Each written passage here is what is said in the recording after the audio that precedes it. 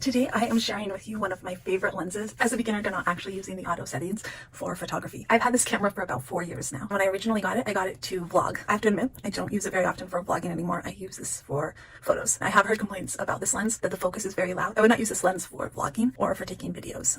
That is just me. As I said, this was my first camera, and for a long time this was all I used, and I used it with the lens that came with it. This lens I absolutely love for taking pictures in the backyard with my dog and my kids. It is a great lens for portrait. If you're a beginner like me who's wondering what all this EF lens 50mm 1.8 STM means, the EF is electro focus. The 50mm is 50mm, which is about 2 inches, and that means that this is closer when I'm filming than it would be if I was using the standard lens that came with it. I measure when you see the mm part, and again, this is definitely a review aimed at other beginners. That reading with the mm there is going to be basically how much magnification the lens will have. The shorter this length is, the wider the view of the camera is going to be. And 50mm is pretty standard. And then there's that 1.8 right here that is talking about the aperture, and that's another thing that I like about this camera. The other day we were out in the snow in low light, and I took some pictures that I love, and I just really appreciate not having to use the flash all the time, because the lower aperture gives me the chance to shoot in lights that I generally wouldn't have been able to without a flash, or at least wouldn't have been able to take good pictures in. I am all in all still learning, but I really like this lens.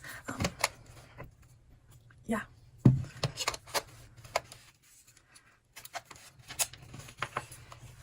All in all, I feel like this is just a really good addition to my camera bag.